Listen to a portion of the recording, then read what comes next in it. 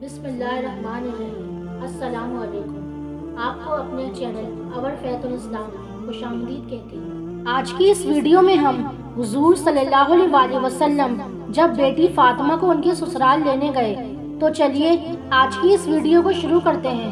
حضرت محمد صلی اللہ علیہ وسلم جب بیٹی فاطمہ رضی اللہ تعالی عنہ کو لینے ان کے سسرال گئے تو بیٹی فاطمہ کے منہ سے یہ بات سن کر اللہ کے پیارے نبی صلی اللہ علیہ وسلم کی آنکھوں میں آنسو آ گئے۔ آپ صلی اللہ علیہ وسلم نے اپنی آہٹ کو سمیٹا اور پھر اللہ کے رسول صلی اللہ علیہ وسلم وہیں پر کچی زمین پر دیوار سے ٹیک لگائے ہوئے بیٹھ گئے۔ تو عورتیں اس واقعے کو ضرور سنیں۔ حضرت فاطمہ رضی اللہ تعالی عنہ اللہ کے پیارے نبی صلی اللہ علیہ وسلم کی لاڈلی بیٹی اور حضرت علی رضی اللہ تعالی عنہ کی زوجہ اور حضرت حسن اور حسین رضی اللہ تعالی عنہ کی والدہ ہیں۔ آپ رضی اللہ تعالی عنہ کی تقریباً 20 یا 22 سال کی عمر میں ہی شہادت ہو گئی تھی۔ اللہ کے نبی صلی اللہ علیہ وسلم کو اکثر عرب کے لوگ کہتے تھے کہ آپ صلی اللہ علیہ وسلم نے نبوت کا دعویٰ دولت کو پانے کے لیے کیا ہے، لیکن ایسا بالکل نہیں تھا۔ جب حضرت فاطمہ رضی اللہ تعالی عنہ کے حالات شادی کے بعد بھی کچھ ٹھیک نہیں تھے تب یہ الزام جھوٹا ثابت ہوا۔ اکثر حضرت فاطمہ رضی اللہ تعالی عنہ کے گھر کی یہ حالت ہوتی کہ ان کے بچے اکثر بھوکے سوتے۔ حضرت علی رضی اللہ تعالی عنہ روزانہ فجر کی نماز پڑھنے کے بعد مزدوری کو نکل جایا کرتے۔ مزدوری ملتی تو گھر میں چولہا جلتا ورنہ فاقہ ہوتا۔ آپ رضی اللہ تعالی عنہ اکثر اپنی روزانہ کی پوری کمائی کسی ضرورت مند کی مدد میں خرچ کر دیتے تھے۔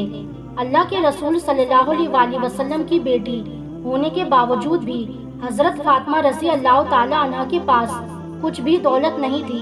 حضرت فاطمہ رضی اللہ تعالی عنہ کا نور اور سادگی شاید ہی دنیا میں کسی اور عورت کے پاس ہو۔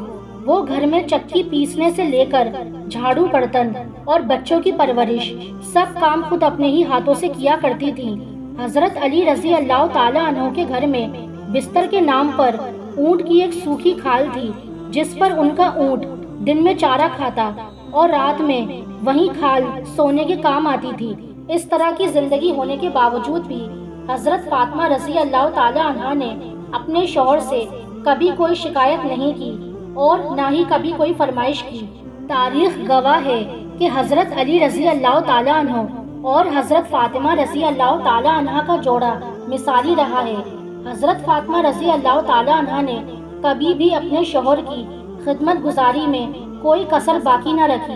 اللہ کے پیارے نبی صلی اللہ علیہ وسلم بھی اپنی لاڈلی بیٹی کو ہمیشہ یہی نصیحت فرمایا کرتے تھے کہ بیٹی، عورت کا سب سے بڑا اخلاقی فریضہ شوہر کی خدمت گزاری اور فرما برداری ہے۔ آپ صلی اللہ علیہ وسلم نے اپنے داماد حضرت علی رضی اللہ تعالی عنہ سے بھی یہی کہا کہ آپ مجھے بہت عزیز ہو، فاطمہ بھی مجھے بہت عزیز ہے، ہمیشہ میری بیٹی فاطمہ کے ساتھ اچھا برتاؤ کرنا۔ ایک مرتبہ اللہ کے پیارے نبی صلی اللہ علیہ وسلم اپنی لاڈلی بیٹی حضرت فاطمہ رضی اللہ تعالی عنہ کو لینے ان کے سسرال تشریف لے گئے۔ اس وقت حضرت علی رضی اللہ تعالی عنہ گھر پر موجود نہیں تھے۔ یہ دیکھ کر حضرت فاطمہ رضی اللہ تعالی عنہ نے اللہ کے نبی صلی اللہ علیہ وسلم سے یعنی کہ اپنے ابا حضور سے جو کچھ کہا اس کو سن کر آپ بھی حیران و پریشان ہو جائیں گے۔ اسی لیے آج کی یہ ویڈیو آپ کے لیے بہت ہی خاص ہے اور خاص کر کے ایسی عورتیں اس ویڈیو کو آخر تک ضرور دیکھیں جو بار بار اپنے سسرال سے میکے آ جاتی ہیں۔ انشاءاللہ ایسی عورتوں کی زندگی بدل جائے گی۔ آج جو واقعہ ہم آپ کو بتانے والے ہیں یہ واقعہ حضرت فاطمہ رضی اللہ تعالی عنہ کی شادی کے 3 دن بعد کا ہے۔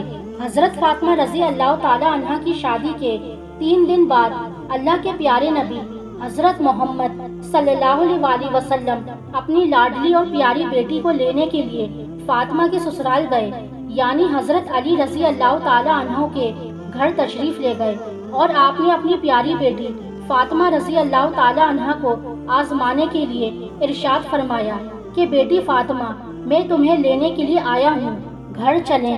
تو یہ سن کر حضرت فاطمہ رضی اللہ تعالی عنہ اپنے والد محترم سے عرض کرنے لگی کہ یا رسول اللہ صلی اللہ علیہ وسلم، آپ میرے والد بھی ہیں اور اللہ کے نبی بھی ہیں، میری کوئی جرت نہیں کہ میں آپ کو انکار کر دوں، لیکن ابا حضور، میں نے آپ ہی سے سنا ہے کہ شوہر کی اجازت کے بغیر کبھی بھی گھر سے مت نکلنا۔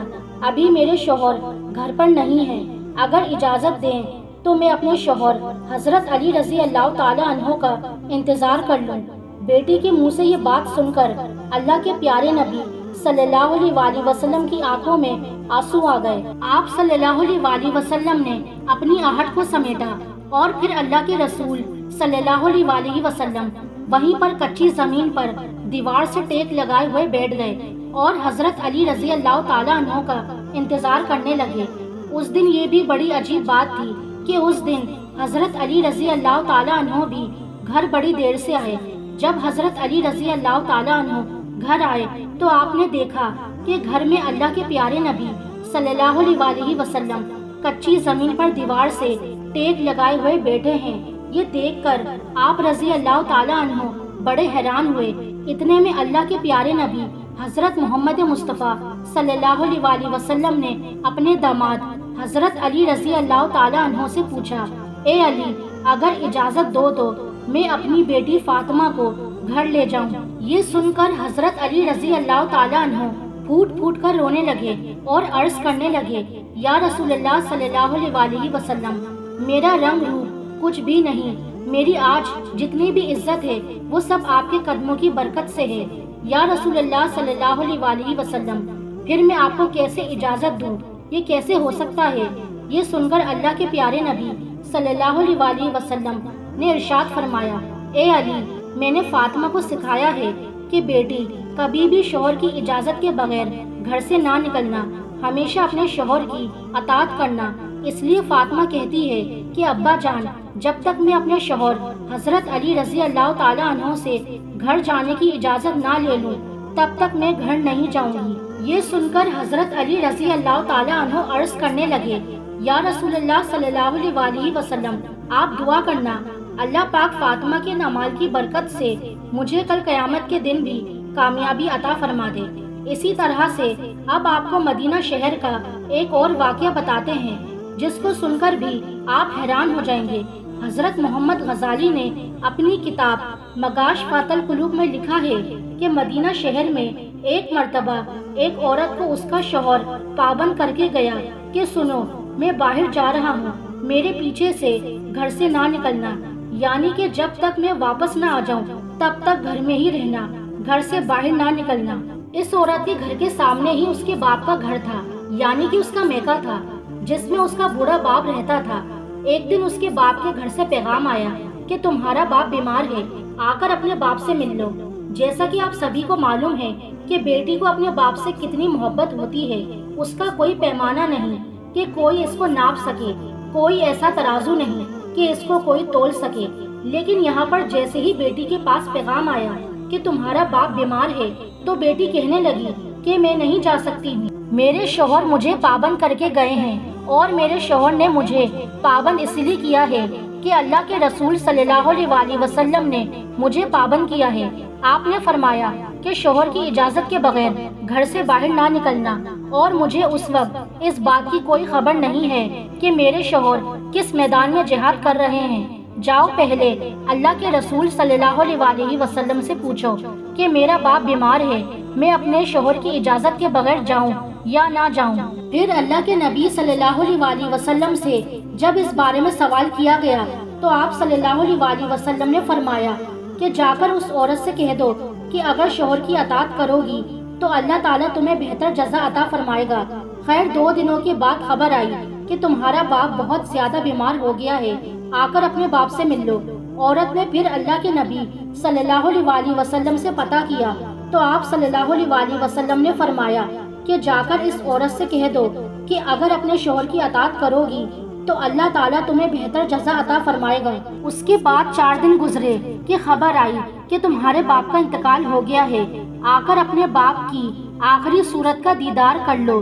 اب یہاں پر آپ سوچئے کہ چاہے کوئی بیٹی اپنے باپ سے کتنی بھی دور کیوں نہ ہو، چاہے وہ دنیا کے کسی بھی کونے میں موجود کیوں نہ ہو، لیکن اس طرح سے اگر اس کے باپ کا انتقال ہو جائے تو وہ کہنے لگتی ہے کہ چاہے میرے زیور بیچ دو، چاہے کچھ بھی ہو جائے، مگر مجھے میرے باپ کے پاس لے جاؤ، مجھے ان کا آخری دیدار کرنا ہے۔